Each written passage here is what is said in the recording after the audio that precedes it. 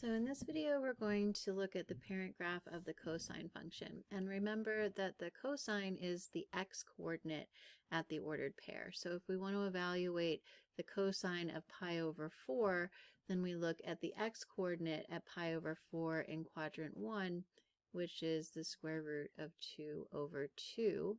And if you recall, that's approximately equal to 0.7 in the calculator. So now we're going to go to pi over 2, and the x-coordinate at the positive y-axis is 0. Then the cosine of 3 pi over 4 is in quadrant 2, and that's a negative square root of 2 over 2, which is approximately equal to negative 0.7. Then at pi, which is a quadrantal along the negative x-axis, the x-coordinate is negative 1. 5 pi over 4 is in quadrant 3. That's a negative square root of 2 over 2, or negative 0.7. 3 pi over 2 is quadrantal along the negative y-axis, and that is an x of 0. 7 pi over 4 is quadrant 4, and x is positive in quadrant 4. So we're back up to positive square root of 2 over 2, approximately 0.7. And then 2 pi is 1 revolution around the circle, and the x-coordinate there is positive 1. So when we go to graph these points, pi over 4 is a positive root 2 over 2, so 0.7. And then pi over 2 is a 0 right along the x-axis. In quadrant 2, 3 pi over 4 is a negative root 2 over 2. Then at pi, we're going to reach a minimum value of negative 1. 5 pi over 4 is negative root 2 over 2 in the third quadrant. Then 3 pi over 2 is back at 0. 7 pi over 4 is in quadrant 4. That's a positive root 2 over 2. And then 2 pi is our maximum at 1. And this is a cyclic function, so as we go backwards following this pattern, then at 0 radians we'll have our maximum at 1, since 0 is coterminal with 2 pi, which means negative 2 pi will also be an absolute maximum of 1. Our absolute minimum was halfway between 0 and 2 pi at pi, so at negative pi we're going to have another minimum. Then at pi over 2 and negative pi over 2 will be zeros. 3 pi over 2, negative 3 pi over 2, those will also be zeros. And you can see how the cosine's parent graph is a reflection over the y-axis.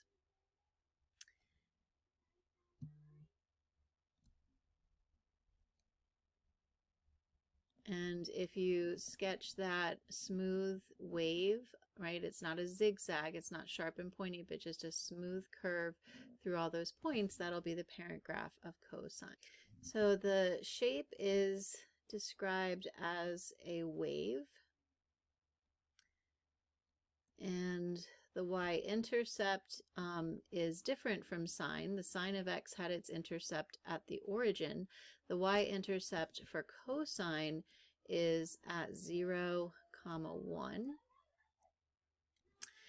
Its first real 0 is here at pi over 2, and then those are cyclical, so we'll represent them with an expression in terms of k. So pi over 2 plus or minus, and then how far is it to the next 0? So from pi over 2, we'd go to pi, or 3 pi over 2, that's a difference of 2 pi over 2, or pi units. So plus or minus pi times k. where k is an element of the integers. Okay, then our extrema, we have an absolute max at 1.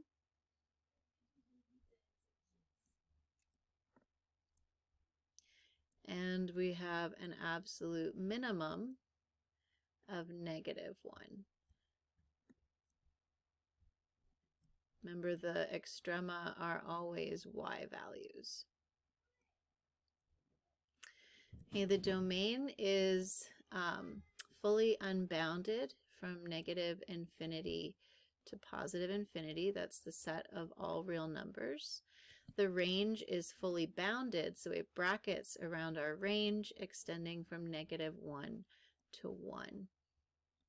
There are no asymptotes. This is a continuous graph over its domain. And the amplitude is half the distance between the absolute extrema. So we've got a distance of 2 units between -1 and 1. Half of that would be an amplitude of 1. And the period is the length of one cycle of the graph. So from maximum to maximum, right, we come down and then we go back up and reach the maximum. That would be one cycle, and that occurs every 2 pi radians. So here we're going to look at an animation modeling how the angle relates to the graph of the cosine function. So notice as theta is increasing, here theta is 45 degrees. Now we're up here at 90 degrees, and we've reached the x-intercept at pi/2. Now we're in quadrant 2 where cosine is negative, and we're approaching that absolute minimum at -1 here where x is pi. Then we go into the third quadrant. Cosine is still negative, but it's increasing now closer and closer to this real 0 at 3 pi/2. Now we're in quadrant 4, and we're increasing until we reach the absolute maximum at 1, and that's 1 full revolution of the circle. So you're going to, in the next activity, complete this math lab where you're going to compare and contrast the sine and cosine parent graphs. And the first question asks you to sketch these graphs using technology in Desmos. So I'm going to show you how to set up your graph according to these guidelines using the Desmos online calculator. Okay, so here we are in Desmos, and we're going to click on this little wrench here in the corner for the graph settings.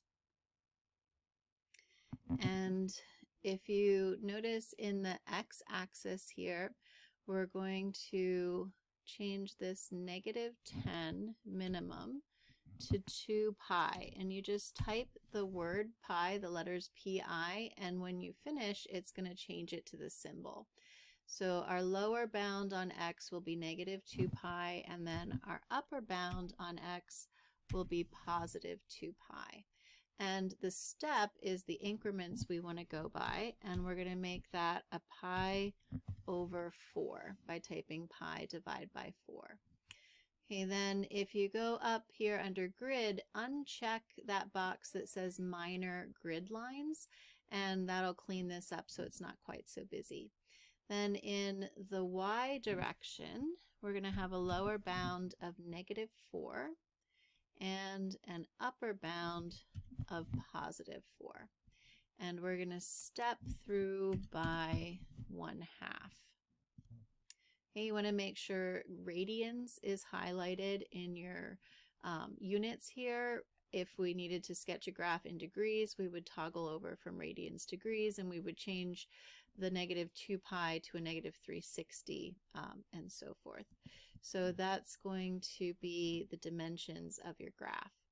Okay, to sketch a graph in Desmos, you're going to click in the function box, and then we'll start with the sine of x. So y equals sine of x, and we'll press enter. If I wanted to hide that graph, I would just click on the colored box here, and the function stays put, but the graph disappears. If I click again, it returns. If I want to change the color of the graph, I'll click on, first I'll highlight the function, then I'll click on the settings button here. And now when I click on the color, I can change that color to blue, green, orange, purple, or black. I can make it dashed or solid or dotted, and I can change its opacity and I can change its thickness. So I can make it a bolder line if I prefer. I can make it a darker color, or I can make it, well, that's probably too thin, but whoops, let's try 0.25. That should make it really pale so I could see something behind it if I wanted to. So that's where you can adjust all of your settings for the line that you sketch. Okay, if you wanted to see a table of ordered pairs, while you're in that settings mode, you could click on Convert to Table, and then it's going to give you some approximate y values for x values going from -2 to 2, stepping by ones. You can change these to whatever you want. So at -5, it'll automatically move that point over now and tell me that the max, the y value is 0.95892427, and so forth. If I type in -pi/2, notice I can get that exact minimum there of -1 labeled on my graph. And if I put in -pi/4, there's my decimal approximation for -√2/2, but Desmos will not give us the exact value, just that decimal approximation. You can add additional functions to your graph, so y equals cosine x, and then it's going to lay them side by side so you can analyze the differences between them.